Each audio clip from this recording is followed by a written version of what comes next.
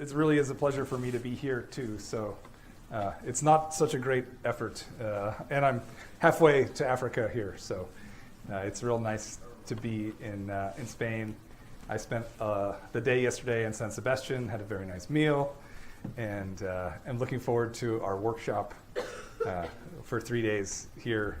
We're trying to explore what the architecture of urban infrastructure might look like in waterfront Detroit. I'm really excited to see what the students can come up with.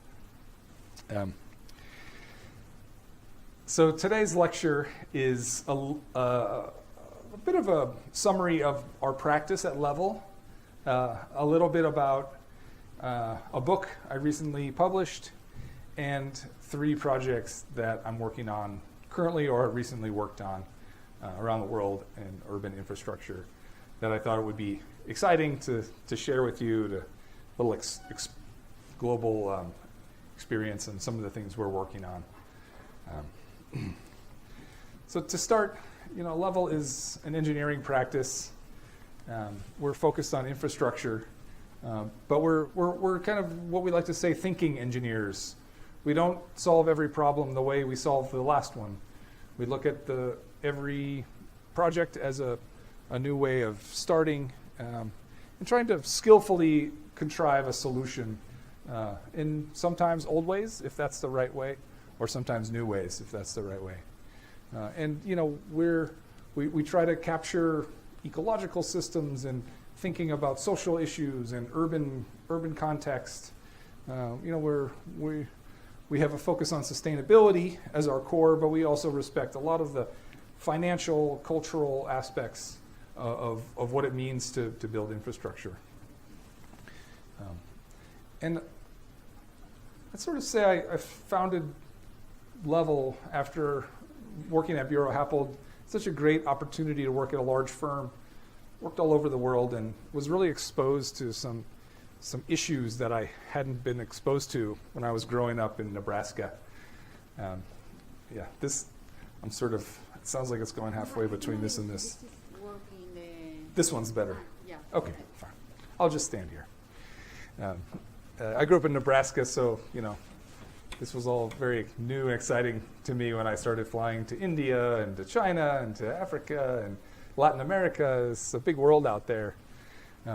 And some things started to really pop out to me as issues that, as a civil engineer, I both saw as a grand injustice to humanity and a great business opportunity, as a typical American style.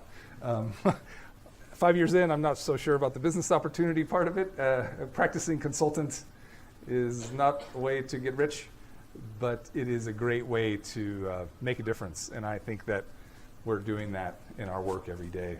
Feels a lot like work, to be honest. So as you know, there's 2 billion people coming into the world in the next 30 years. I like to sort of couch this in the context of my personal career. I've been working for 15, 20 years in practice, and I have probably another 30 years until I retire. Just in terms of my own life, what do I see, in the next 30 years, 40 years, in the world, populations are not growing in the developing world in what the UN describes as the sort of top 20 or so countries with the most developed economies, leaving the other 175 countries with the other 6 billion people on the planet going to 8 billion people. And most of those additional 2 billion will be in cities, both from rural to urban migration, but also population growth, natural population growth in cities. So to me, that's a focus, and that's all just in such a short amount of time. That's a city of 100 million people every week. And that's just not something that countries with limited national economic resources can keep up with. They just can't build the roads and the schools and the water. And so what are some different ways, what are different ways of thinking about infrastructure servicing those basic needs of the population? Secondly, because of that economic situation, there's a real unequal access. I mean, we have just take for granted water and wastewater and transportation in a lot of our developing world countries. But you know, we've been at it in Europe here in Pamplona. You've been at it for 1,000 years. In the U.S., we've been at it for a few hundred years, and in many countries of the world, just getting started really. And the challenges are actually ahead of us more than they are behind us. And beyond just basic needs, our global greenhouse gas situation is quite extreme. I mean, this is the orange line of developed countries, again, top 20 or so economies.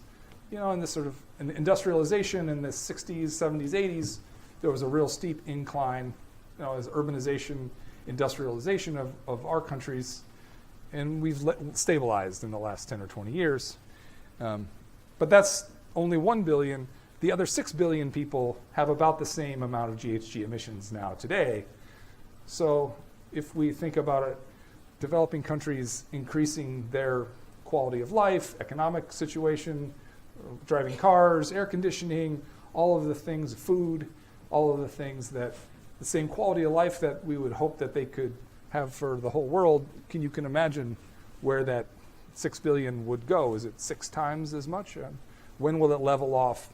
When will it plateau? And how fast can it begin to decrease? And so that's a major driver of our practice. And of course, the climate is changing because of that. You know, just as you can see here, snow 2 days ago, and it was a bright sunny afternoon yesterday. It was quite pleasant, actually. And I'm sure you see this a lot as well, and it's just something that really hits home to me in my practice and where I work in New York, is that disciplines tend to focus on their own discipline. And when professionals and people with great ideas can't talk to each other, they can't interconnect, you really miss opportunities for innovation. And you don't talk to each other, you just keep going deeper into your hole, deeper into your silo.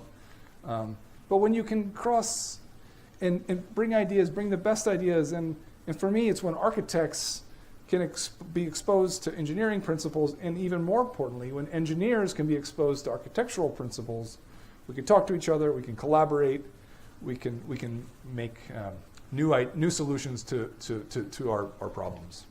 So those are the principles that I founded the practice on, and these are the sort of the level doctrine. You know, these are the things we try to work on through every day. Just sort of basic rights and positive impact on climate change.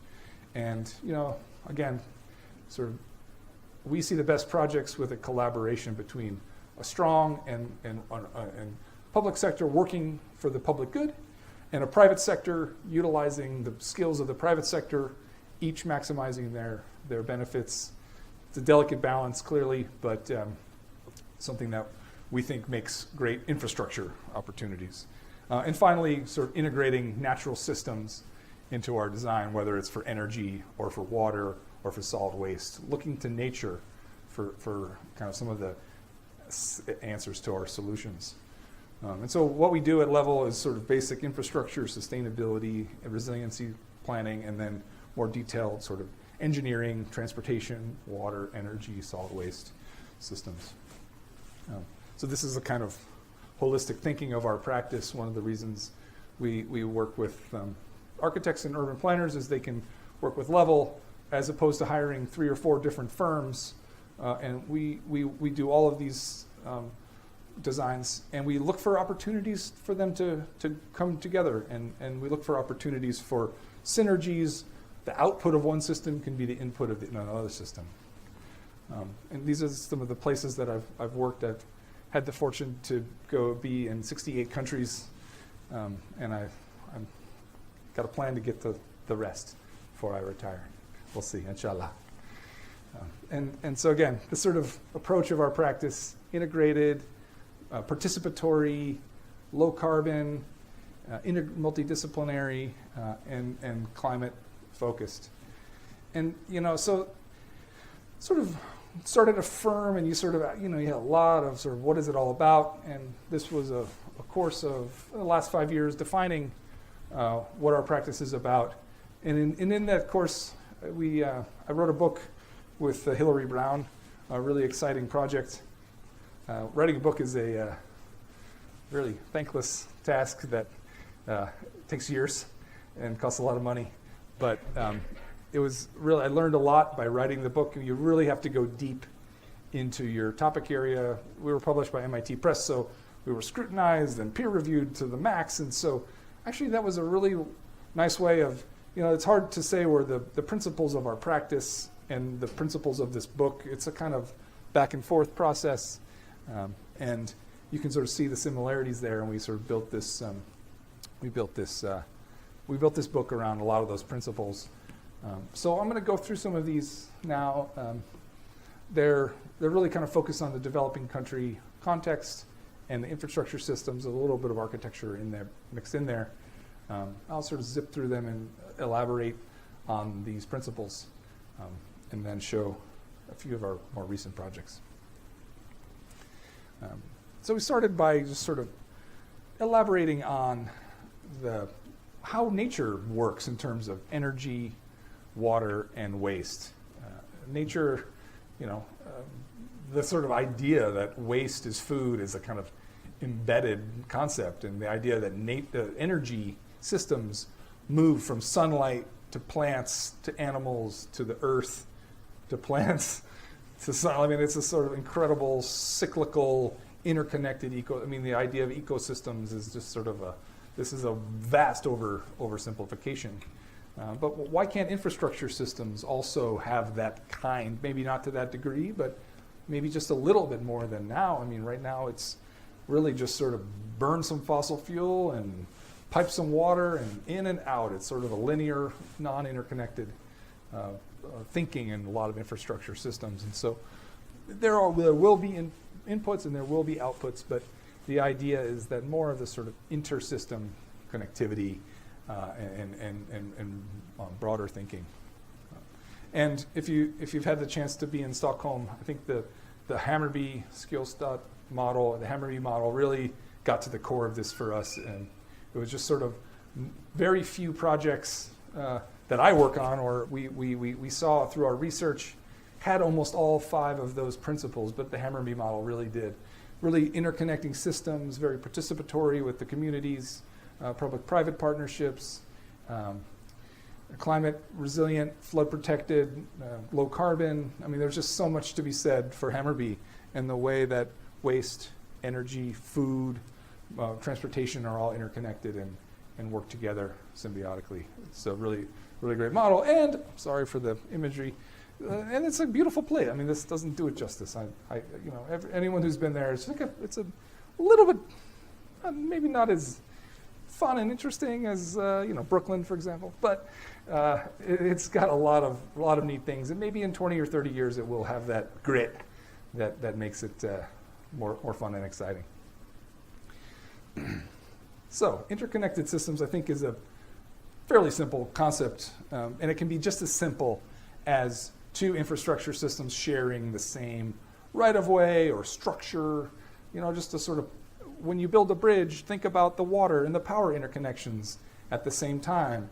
Don't build right next to it a whole new set of foundations for the power. Try to just interconnect these systems in a way that helps them work together. Or maybe even more in the sort of Indian context, economics, water. This is a dam that's also shops and retail and religious facilities, and there's just so much going on in this one bridge that's also a dam that has a water source.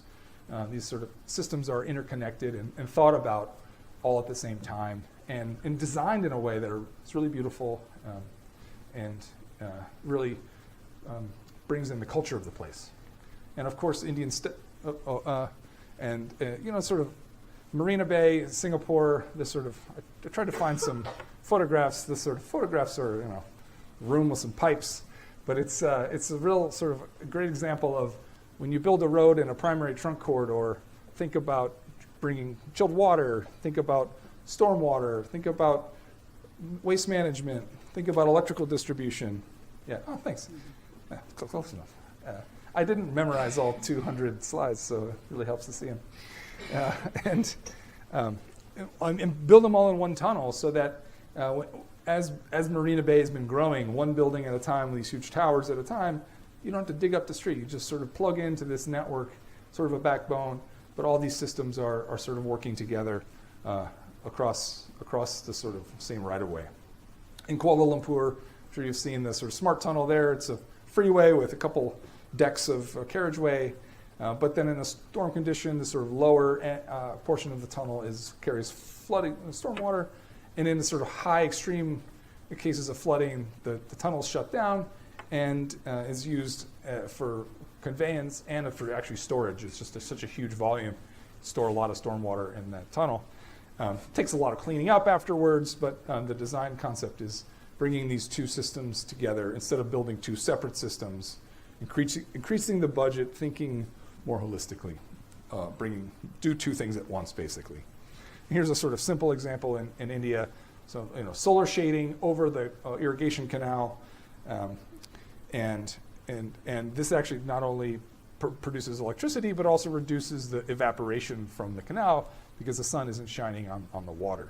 So sometimes it's really simple things like this where you overlap and overlay two systems at once. Thinking more kind of ecologically, this is the sort of Chinese example of, basically, worm starts with a sort of worm growing silk production, but the waste products from the worms being the food products for the fish being nutrients, the waste from the fish becoming nutrients for food and other carp, and as surplus food, even some of the sludge can be used to build dikes and flood protection, and feeding animals feeding back into the network. And so you can start to see how each of these systems kind of work together. This is sort of human infrastructure, but you can imagine an ecosystem, ecologies and nature performing in the same way. In a similar example, but more with the energy component, and you can see each of these examples, sort of picks and chooses. It's really hard to find everything all in one, but this one has more of the energy with the farm animals and a biodigesters generating biogas for a CHP power plant, but then folding in all of the food, grain, reservoir for water and hydropower. So really thinking holistically about not only food, but energy in Brazil. So I think that's a fairly idea, but in practice it's really hard to get two utilities to talk to each other, to get the transportation department to allow two systems to be put together, to just the timing and the budgeting and the costing to get the funding for the solar panels on top of the canal. I mean, there's a lot of complications in implementation of these ideas, but I think that the concepts are there and are the kind of backbone of our practice. Secondly, maybe more of a focus on how water systems can be more naturally focused. This is Cistercian monasteries in Italy, in France, maybe in Spain a little bit too, but there's a kind of real embedded water cycles in these monasteries where the water comes and the wastewater and the drinking water comes in sedimentation and is used for all the different uses on the campus. But then the wastewater is used and treated and is used to generate a mill and the tannery, and some of the runoff is used for the fish pond. And so this sort of water and wastewater uses are kind of embedded in the urban design and urban planning and kind of model a sort of a natural cycle of a system. And of course the step wells, more of a sort of urbanized, but the sort of nature works in the same way where you sort of fill this tank up in the rainy season and then bring slowly over time drawing on that well. And I think now it's more of a visitor's attraction, but historically it was a place where historically women would come and get the water, and they would talk and share, and it would be a source of water, but then a community of refuge. And so slowly the water would permeate back into the ground, and by the end of the dry season, it would sort of be left looking like this at the end of the process. But then in the rainy season, it fills up, and every year it goes through this sort of cycle of water storage and release. Here's some wetlands in Calcutta, utilizing the sort of sewage and sedimentation tanks, similar kind of waste to fish, but also using that water for the rice fields, and then discharging it to the local rivers. Getting the solid waste out of the water flow. There's a lot of waste in the water systems in the Indian context, and so getting that separated out and utilized for cottage industries and jobs, sort of more modeling a sort of ecological flow of water. And this is what it looks like. The wetlands here in the rainy season fills up, the dry season lowers down, and sort of more modeling a sort of annual hydrological cycles, and farming during the wet season fish, and farming during the dry season more dry products and wheat and other things. And here's a smaller scale example of a biopore, which is basically just a sort of a hole filled with organic material next to a tree as the sort of simplest concept. But so you can sort of see how the systems are interconnected, and the sort of natural process of the organic waste breaking down becomes nutrient for the tree and allows water to permeate more than it would naturally. So getting those sort of getting the ground to be more permeable, and adding nutrients and reducing waste to landfill are all kind of working together more naturally. Without there's like zero energy. You don't have to do anything but expand the hole or build a new hole regularly. This sort of post-carbon, I think, is a sort of obvious one, but really focusing in energy planning on the idea of carbon, both reducing carbon, mitigating carbon, and also adapting to the new climate conditions, and designing transportation systems for higher floodwaters or different design temperatures and rain events. So just coming back to this image, in case you didn't get it the first time, I really just feel like this is such a strong argument that we need to focus carbon emissions thinking in developing countries without sacrificing economic development, but actually using low carbon design as an economic driver. Like maybe there's some more manually intensive processes that are lower carbon, that could be, and lower energy use, that could be both develop economic justice as well as reduce GHG emissions in developing countries. So this is in China and Tianjin, sort of the TIDA model, the kind of more almost conventional CHP project, in the core of it, combined heat and power, but utilizing some of the waste ash and for landscape nutrients and structural admixtures and some of the cementitious material, and some utilizing the sewage into a reused water cycle, using the recycled water from the wastewater plant as the makeup water for the power plant. Power plants actually use a huge amount of water, and often they use drinking water, which in this region in Tianjin is a water scarce region, and so all of the makeup water being recycled water is an excellent way to reduce the demand on drinking water systems, because obviously the makeup water for cooling towers for power plants doesn't need to be at the same quality that it does for us to drink it. Yeah.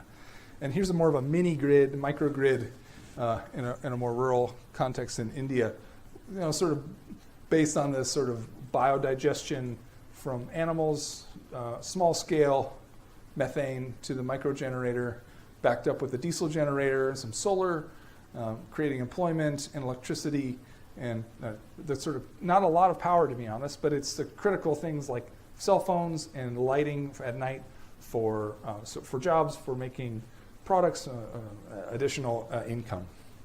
So it doesn't have to be at a large scale to have a big impact, I think was the message on that project. And even in informal developments, this iShack program is cool because, not only did they help, this organization helps install solar panels, but it also sets up weather stations to monitor temperatures and wind flows, and it's a sort of holistic application of a small scale solar system, and it's been really successful in South Africa. And there's classic kind of biogas system with the core being the solid waste going to recycling and composting, separating out recyclables from organics, and the sort of seedlings center. So you get a sense that there's sort of innumerable ways to combine all of our infrastructure systems to create new ways. And whatever the local conditions are, there's always going to be something that is an opportunity if you think about it from a more holistic point of view. Even in terms of the cable cars, transportation-wise, there's a library at the top of the cable car system is sort of a major social infrastructure as well as a transportation infrastructure up here, and sort of more economic justice.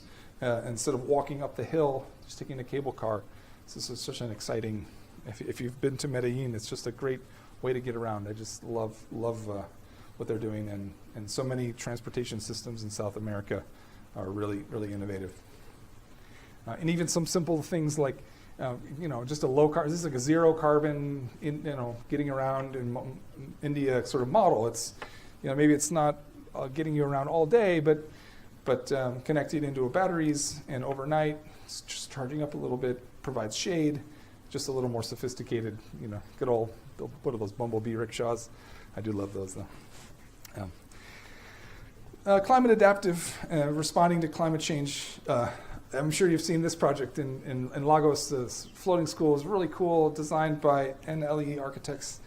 Just a great social project, built by the community. The flooding in Lagos is more and more intense, mostly from upland rain events, and the school is able to raise up and down.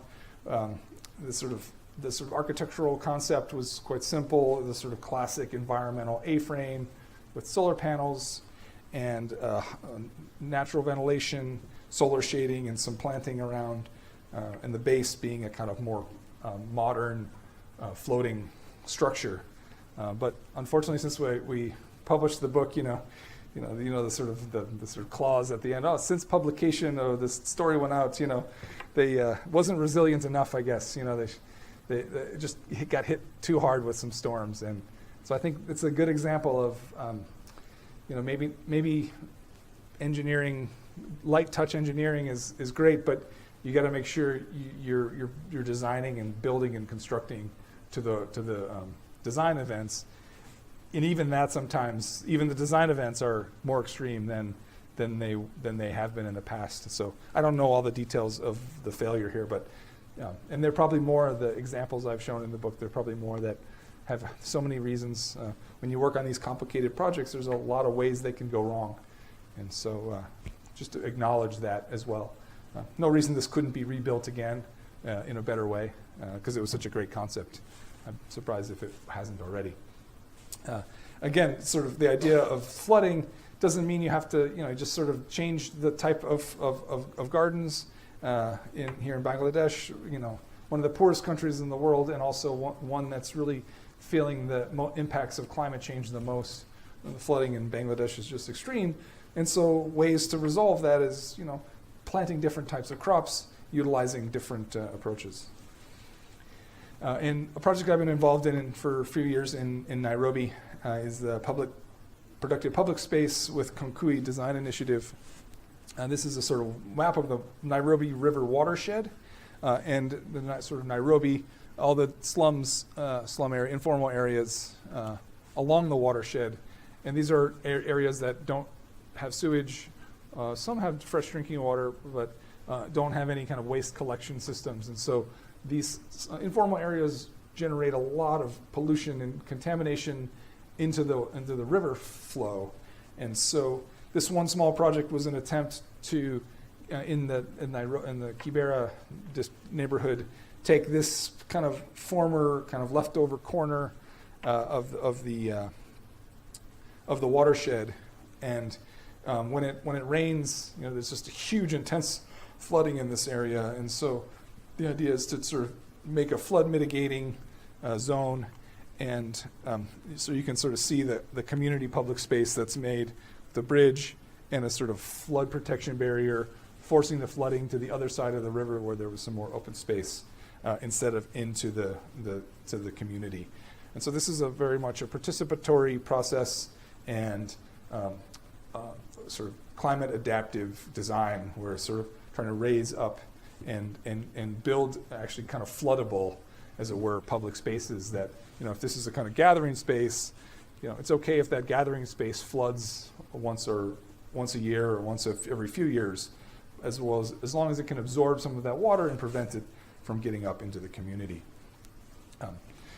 Just going to keep moving through some of these, so you get a sense of the sort of principles that we're going for. And then finally, I think really important in developing country work, particularly for me, New York guy, is really you got to spend time with communities. You got to either do the engagement yourself, or actually better yet, work with local partners who really understand the history and the culture, and have input in a participatory process, because to the best of our academic and professional knowledge, we really don't know what the problems, well, we think we know what the problems are in these communities.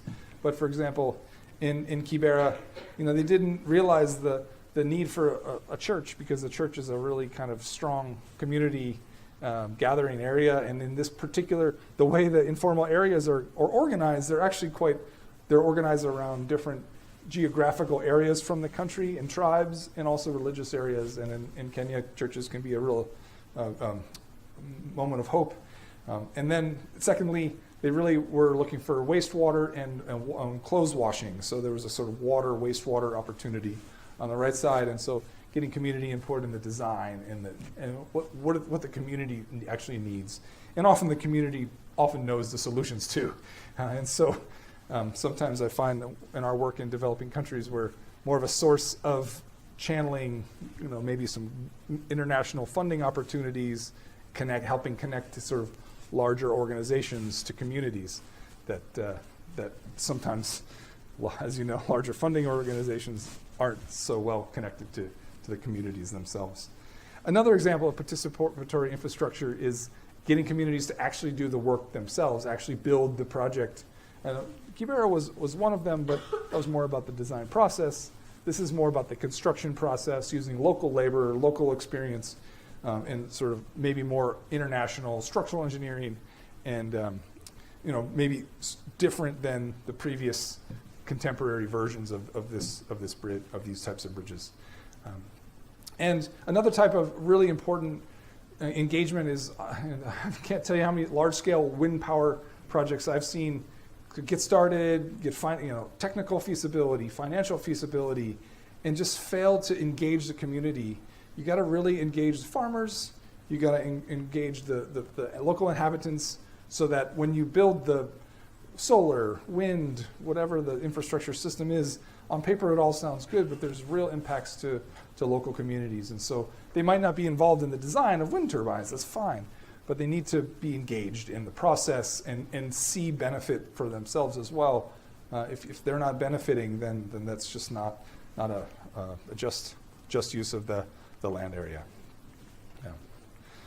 So I think that gives a sort of sense of our practice, the kind of underlying. These are almost sort of historical. I think we tried to find a mix of like ancient and sort of revitalized ancient. A lot of these principles of infrastructural ecologies are not actually new. They're actually really old, and we're trying to bring them back to life in a sort of modern, contemporary way. So, that being said, these are 3 projects that I've been working on in the past few years that are current and sort of our attempt to integrate these 5 principles. It's hard to get all of them in one project, but current examples. So this first project is in Burundi. It's with a nonprofit based in New York called Village Healthworks. A guy named Deo Gratis. He was a Burundian guy, grew up in a village called Kigutu, rural Burundi. He escaped during the genocide in the 90s, got himself to New York. He only spoke Kirundi and French, got himself a job, put himself through college, found some friends, became a doctor, worked at Partners in Health, which is a big global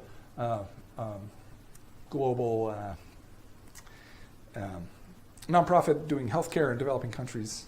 And in 2009, he started Village Healthworks in his hometown in Burundi. Really neat guy, really neat, special person.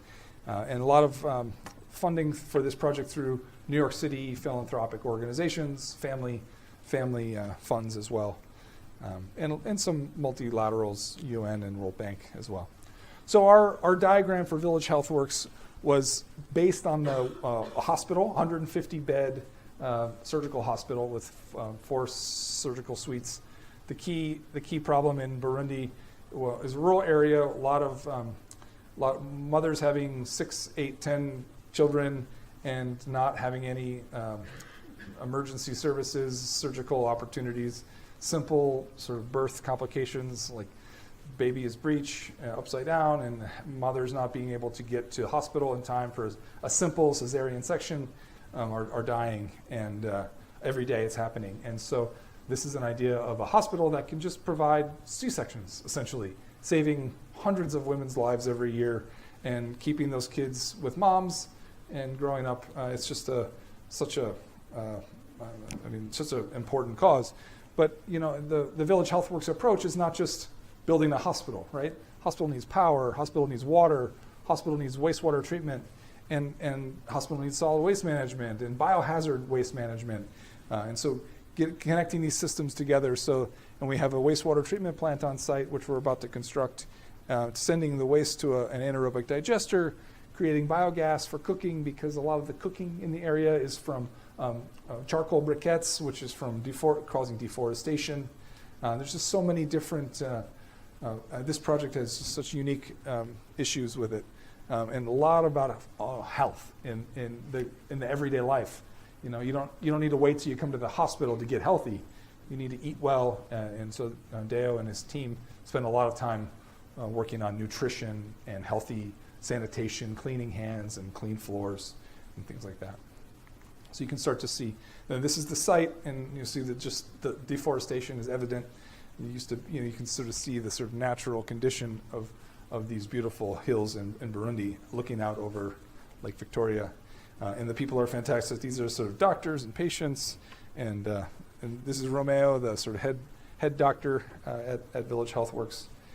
And so there's some community facilities. This is mass architecture designed a really nice, simple community building where they have gatherings and presentations and learning sessions for people all around Kigutu. And again, the sort of healthcare model is a sort of healthcare, but it's really about peace and reconciliation. The sort of genocide in Rwanda was the same in Burundi, the same Hutu-Tutsi issue, but over 10 years instead of 100 days. And so Burundi gets a little less attention for their million deaths.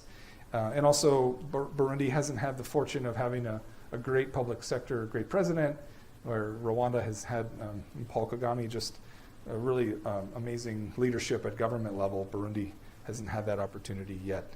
And so the Village Healthworks model is not just about building a hospital, but really about the holistic health of the community, even psychological healthcare and mental health as well.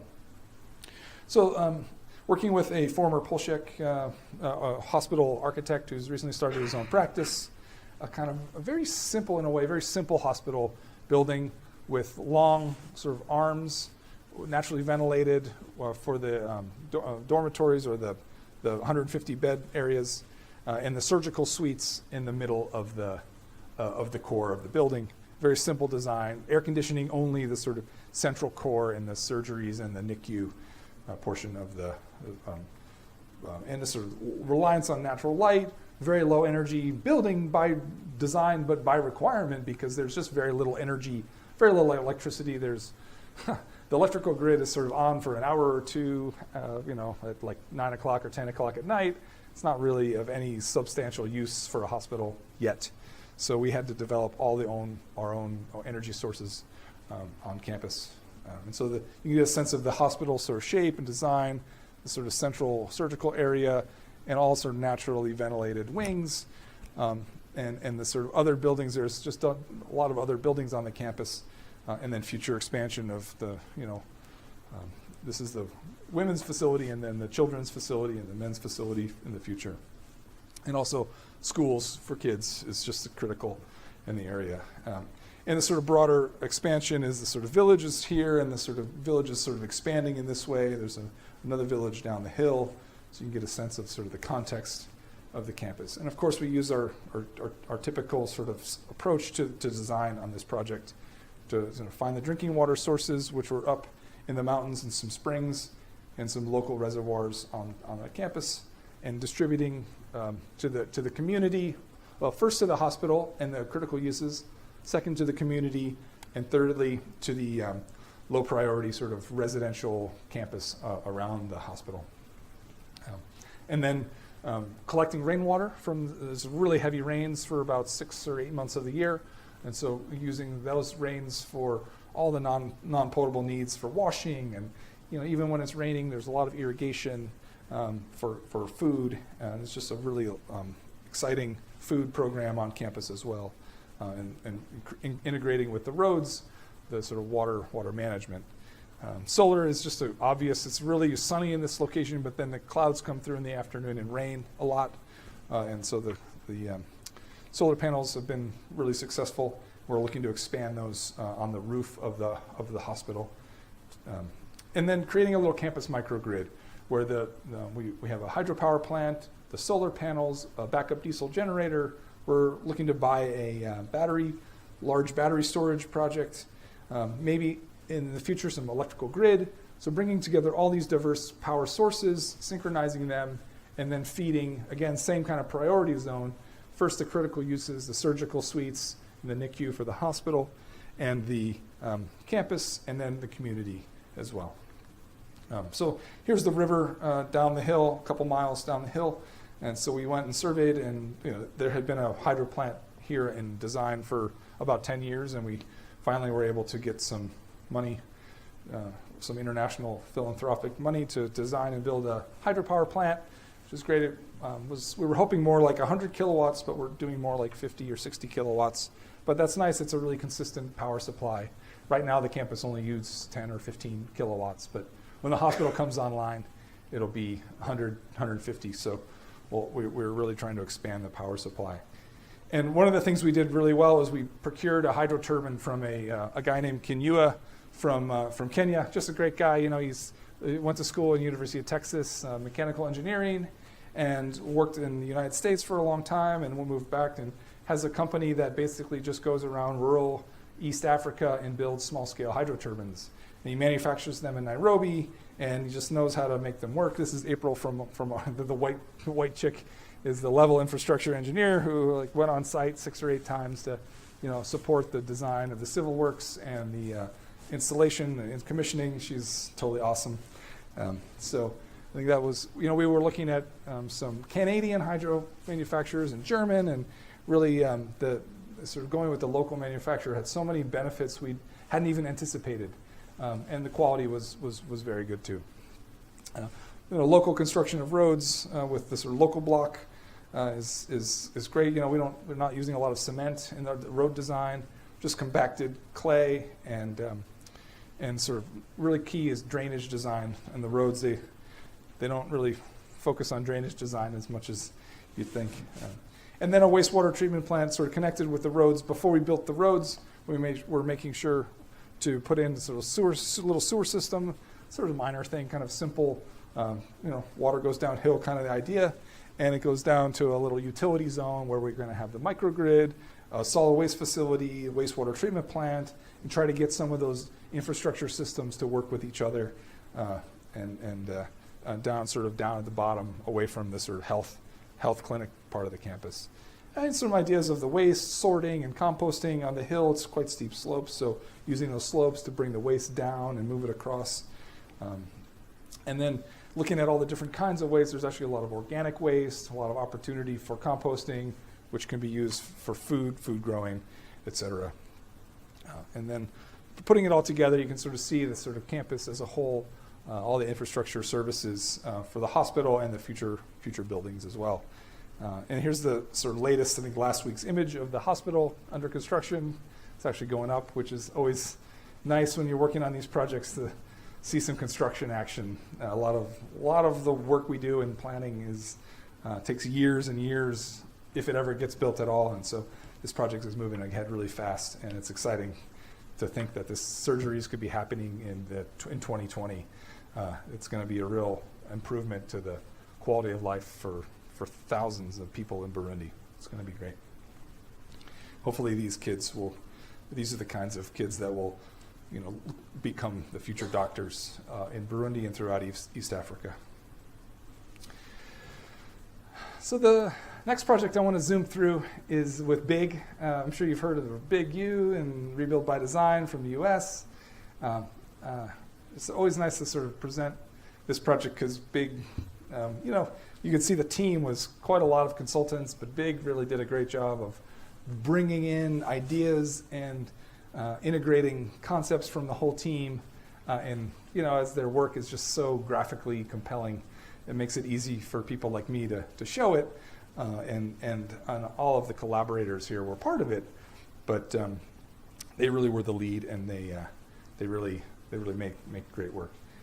So I'm gonna go through these slides really quickly because there's the way BIG operates is they just generate I had to cut this down from 300 slides to 50 slides because BRK just goes up and he just starts talking like a machine gun, and you're like, wow, okay, that's really great. I'm sold. I don't know what you're selling, but you're sold. You sold me.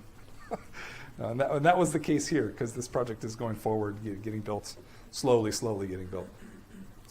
So the hurricanes in the northeast of the United States have a similar pattern for history, but there's one that sort of is a little bit weird that looks like none of the others, and that was Sandy.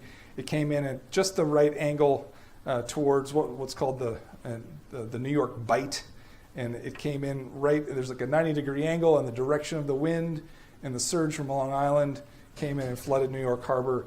The tidal gauge at the tip of Manhattan read 4 feet above its historic. It's been in operation for 150 years, and it was, so 150 years, it was 4 feet above its historic measurement. So this wasn't like a 1 in a 100-year design event that, as engineers, we would design to. This was like 1 in 1,000 plus years. I mean, it was just such a crazy circumstances of the time of the event. And also the tidal gauges up in the Hunts Point, up in the Bronx, it was a low tide up in that part of the tidal estuary. It was high tide in Manhattan, low tide in the Bronx. So for once, the low-income community was spared, and Wall Street got whacked. So there you go. Not to say that other low-income communities didn't get whacked, because where we were working in the Lower East Side, it's one of the another low-income neighborhood that had severe flooding, which is where we sort of ended up with our work. And so this is what happens when you have these sort of big infrastructure systems. This was from the 34th Street power plant. The major high-voltage substation went kaboom when it flooded. Whereas where I live right over here in Dumbo, right over here, there's a huge power plant here and another huge power plant up here, both on the East River, same elevations, but because the buildings in Brooklyn and Queens are lower elevation, they don't need water pumps to pump the water up, fewer elevators. Those power plants and substations were turned off during Sandy. They were proactively brownouts. So they were flooded, the same as the 34th Street substation, but the 34th Street station was left on because of all the buildings that needed power for water and elevators for emergency services. And so the only one that went kaboom was the Manhattan substation. They all were flooded. And so it took weeks to get power back, creating billions and billions in damages, and lives were lost, and just incredible resilience from New Yorkers helping each other out. And you can see sort of how the sort of history of Manhattan, the sort of the old seashore line and the flood maps are pretty much the same line. You know, the area, any area that's been filled in is a flood zone. And even so much as Bjarke's newest neighborhood south of Power. And so the idea here was to take the flood zone and wrap lower Manhattan in a protective barrier. And the exciting opportunity here is how is this barrier not just a wall between the city and the water? And this was part of a sort of broader initiative from New York City, Plan NYC, to as flood resilience for the whole city. And so building on that, you know, how do we take this sort of typical engineering solution, boom, flooding over here, no flooding over here, maybe integrating some other new ideas of temporary barriers, you know, sort of amazing Dutch and European technology, German technology to prevent flooding in cities, and also try to find a way that infrastructure can also be a social benefit. It's not just a piece of infrastructure, but it's actually program plus infrastructure, making actually the city's waterfront even better, not a barrier. Trying to make resilient infrastructure plus people, program, making it exciting and interesting. And as you move around the Manhattan, every neighborhood has a different neighborhood condition, a different waterfront condition, a different flooding condition, different sort of edge condition. And so as you move around, you sort of need to find a different way of doing those flood protection devices. And also, like the Titanic, not the best example, but the concept of compartments and barriers, in the way a ship has separated barriers. So if one is a breach in one area, there's not a breach in the whole system, is the concept. And the idea is that it's a big idea. It's a Robert Moses scale infrastructure project, but with a Jane Jacobs feel, participatory project, community engagement, makes the city richer and better. And so, you know, as Bjarke says, it's a love child between Robert Moses and Jane Jacobs, was the idea. So the idea of these resilient community districts, it could be a whole city, and sort of what does this look like? What is this thing, when the waters come up, what do you do? Like, is it just a wall? And this is the sort of design process that we just sort of went through, right? Like, clearly, no, that's not the right answer, but, you know, what if it's a bench? What if it's a series of benches? What if it's a step? What if it's a double bench? What if it's a flyover? What if it's a bike station? What if it's a garden? What if it's a skate park? What if it's a shop? What if it's media? What if it's a slide? I mean, there's so many ways to make this thing. And maybe it's all of those things and more things. It's not just a wall, but it becomes a sort of civic point. And so, you know, sort of rendering these ideas out to say, hey, this is not just some, like, could be an artwork, could be a garden, could be sort of planted area. You know, there's so many ways of thinking about, you know, this sort of like the idea generation from these architects is just incredible. And it's fun to work with them and to collaborate. So you can sort of imagine on the west side how these things might be on the highway with some interstitial temporary barriers, but just sort of there's these medians that, you know, could really benefit. So the idea is to sort of create this sort of wall, this big U, to bring the power back on.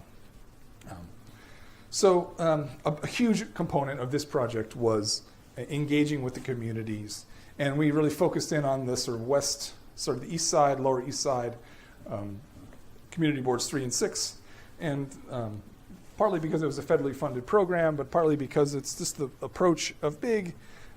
It's that we just engaged through workshops, through outreach, through programming, to just find as many people to talk to. You know, what do they think the solutions might be? What do you think about our initial ideas? What are you gravitating towards? What are you gravitating against? And at the end, in one of our final presentations, it was community leaders who had this most resounding support for our project and helped with the funding of the project from federal government. So you can see how deep the flood levels go in the Lower East Side. It's quite stark how far, 6 blocks in almost areas. And the water was very deep, really impacted thousands of homes. And you can sort of see the sort of makeup and land use, a lot of residential, a lot of New York City Housing Authority, social housing in this neighborhood, and ethnicities, Latino communities, and some Asian communities in the Chinatown South area, and incomes and sort of in the lower ends with the community housing and large-scale subsidized housing, NYCHA and Mitchell-Lama. And then a few parks here and there. And so these are the sort of community aspects, but are like shocking amount of lack of transportation. So we were thinking about how could flood protection also be a transportation asset? Was there an overlap there? We didn't end up there, but we were really trying to understand, because there's the highway there, and there could be really some exciting transportation opportunities. But essentially, the sort of alignment of some flood protective design would be sort of in this area. A lot of it is along the highway, FDR, which is at some points elevated and at some points at grade. And so we did a sort of risk assessment and really identified this area as sort of a really key, high impact, high opportunity, just because of the number of population. And in a community like that in New York City in the last 10 or 20 years, there actually had been 5 or 6 planning efforts in that actual area. Some of them focused on flooding, but just some of them focused on some of the transportation and waterfront needs.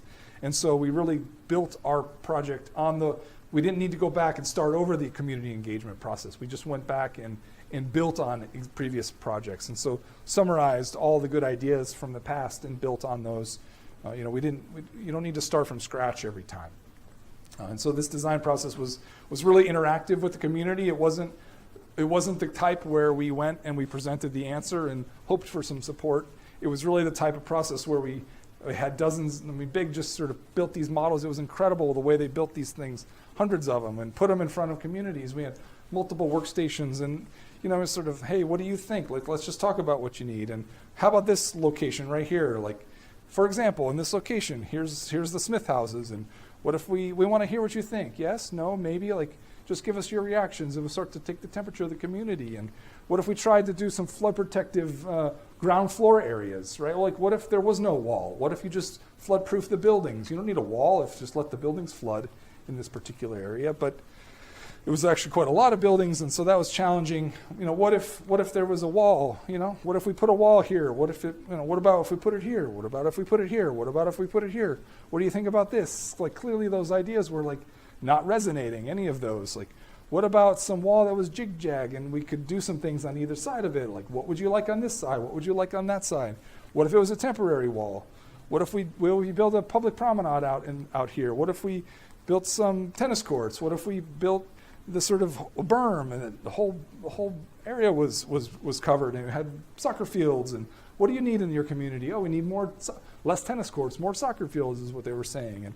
And it's just a really interesting process of exploration, not coming with an answer, but exploring for ideas and answers, coming back to the community, sort of sitting around a table, engaging with a design team, and sort of processing all of that, multiple iterations to get an actual design proposal.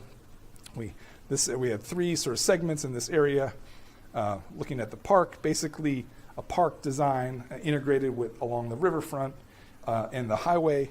So there's an existing park there, so it's Parks Department, New York City Land, very easy. This was like roughly the alignment that everyone sort of came along with, but not just a wall, but a way to bring the park, to enhance the park features, to make seating areas, allowing the park to be the park, but then enhancing the promenade, making more of a bike path up there potentially, more of a sort of public bike path concept that goes up and down and around, and in bringing ways to bring the community up and over. There's a highway there, so there's already quite a large barrier. So how could this flood barrier actually be connective tissue instead of more of a barrier, getting these bridges to be not just sort of footbridges with chain link fence that over a highway, but what if they had planted and they were part of the park, these connections that are thick and rich, and you don't even know, like, you're in the park and you don't even know that that's a flood barrier. You just think it's part of a landscape design. I think those were the kind of fundamental design principles. So you can see existing conditions with the water over here, park in this area, highway here with some like bike paths. They're some of the worst bike paths in New York, some of the worst bridges in New York, turning it into this sort of dynamic flood wall that adds greenery and sound protection for the highway, but also connectivity up and over, and really making it sort of a rich edge to that park. And so those are the design proposals, bringing community up and over and across and into maybe even the floating pools, getting people out into the river, engaged with the water. And you can sort of see these renderings, how it starts to look, building it up as a sort of even first phase, and then even imagining it going even farther, covering up the highway, making it this sort of seamless integration between the city and active recreation and a park and a waterfront zone.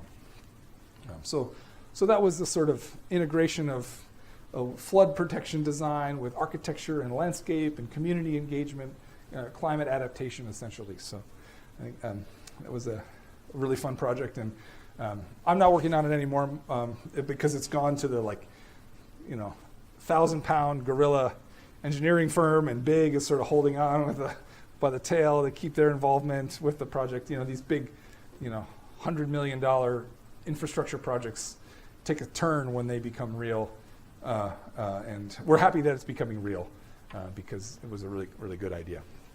But it seems to be going along. Anna, are we? Do I have time for one more project, or are we wrapping up in the next 5 or 10 minutes? Okay, I don't want to.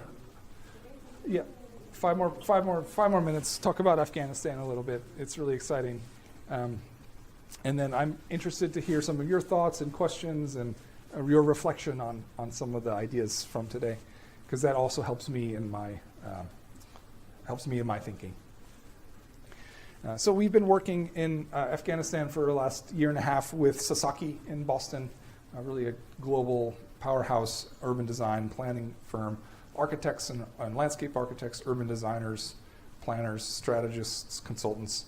We're the engineering firm. We were doing all of the transportation planning, energy planning, water, wastewater planning, solid waste management. It's a 30-year citywide plan. How should Kabul be in the next 30 years? President Ghani really wants to think fresh, think big, and there's so much post conflict, in a sort of with quotes around it, post-conflict funding right now from aid agencies, multilaterals. There's a lot of money flowing into the country, but it's all at the whim of the donors. Donor wants to build a road. Donor wants to build a dam. Donor wants this.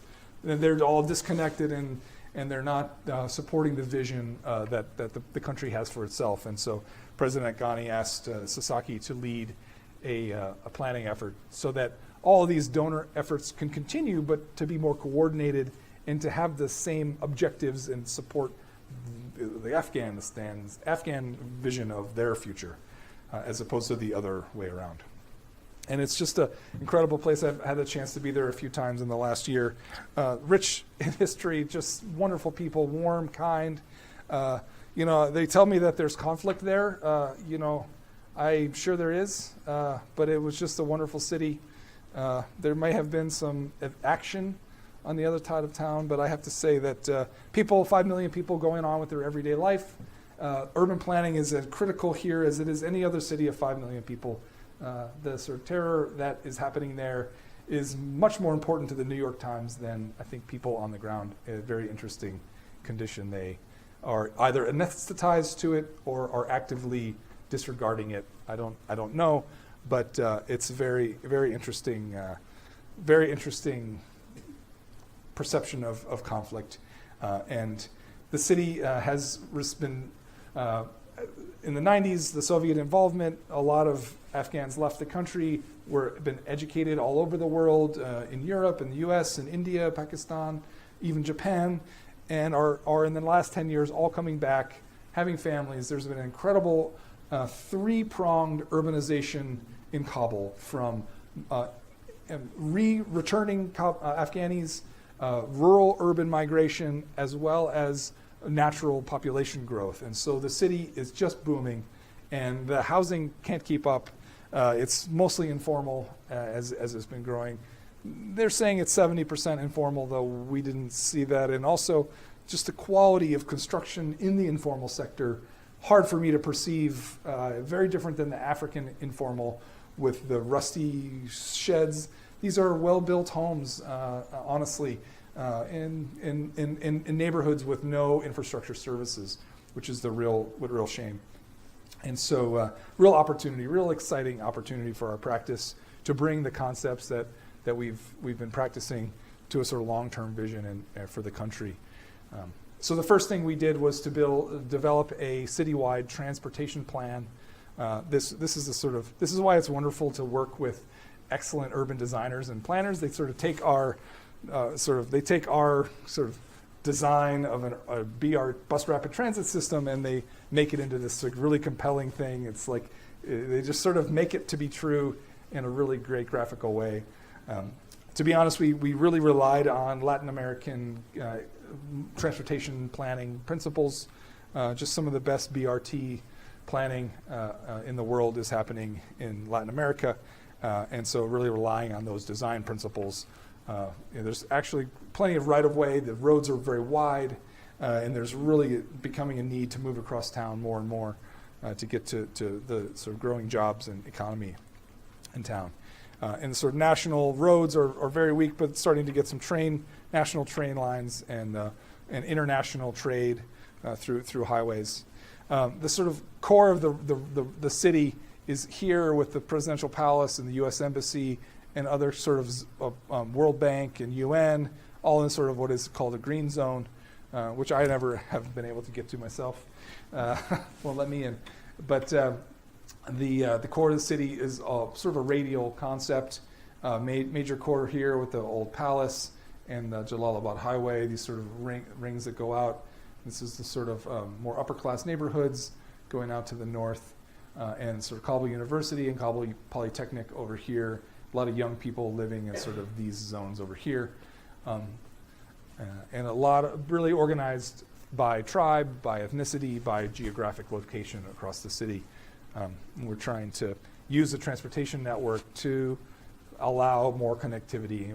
The idea being more connectivity, more interaction, the more you realize people are, for me, the people are the same around the world. Everyone has different ideas, but people are good people. And the more you see people, they're good people, and you can understand. The more you interact, the less you have bad things to say, for me anyway, in our experience. So the idea of the urban plan is 10 years ago there was a urban plan that basically developed a new city kind of up here in this area called New Kabul City. There's a lot of arguments for making a new city. Just start clean. Cost benefit analysis is better. You just sort of build the roads and utilities and buildings and you build it up right. But we really felt that would take away from the beautiful city that's already there and the history. So the concept of the plan is to focus on corridors. Let's build these corridors over the next 20 years or so and let the other infill areas sort of develop over time. So taking these corridors, turning them into utility zones, transportation zones, and public amenity zones. Taking there's a lot of right-of-ways. And so this is what like an engineer's version looks like, right? But so you can really see how the servicing the core and servicing the sort of arms of the neighborhoods where people are living and getting almost 55% of the population within 800 meters of each bus line. And so we actually are trying to increase that, adding one more line in the last week or so. But the idea is that even this wouldn't serve a city of 5 million. It's a start. It's a big proposal, but it's not just a start still. To get to this level would be incredible. To be able to get to the airport by public transit. There isn't that much traffic in Kabul yet, though with population growth, city of 5 million, more and more people getting cars, there will be certainly a terrible traffic problem. And the only solution to that traffic problem is public transit, more bikes, more walking. You can't solve traffic through bigger roads, which has been the approach here in Kabul to date, and it's just not working. So, for example, you can see sort of the idea of the sort of first line going from the palace along. There's a new government district being developed through the old city and up to the airport, and then extensions in the future down beyond and interconnecting with all the other lines. And sort of modeling on sort of European and South American transit, bus rapid transit, Mexican, really Mexico City's BRTs are incredible. The key being dedicated lane and the bus not having to be stuck in traffic but move on its own. And stations every 800 to 1,000 meters, creating a nice walkable distance between stations, but still a good capacity flow rate. Getting nice station designs, really focusing on even on the ring road, which is being developed. Having stations in the median that are shaded and in the center of traffic, trying to stay away from the sort of huge highway concept, and supporting the BRT with bikes, because BRT to bike is a really nice mix. If you don't live within 800 meters, you can just take a short bike ride, and supporting the feeding into the public transit with bikes. And there's actually a real biking culture, because there's incredibly steep mountains all inside and around Kabul, but the city itself is quite flat. It's a really interesting kind of, probably the reason it's there is just a really flat and rich in microclimate, but those incredible mountains all through this sort of center core here.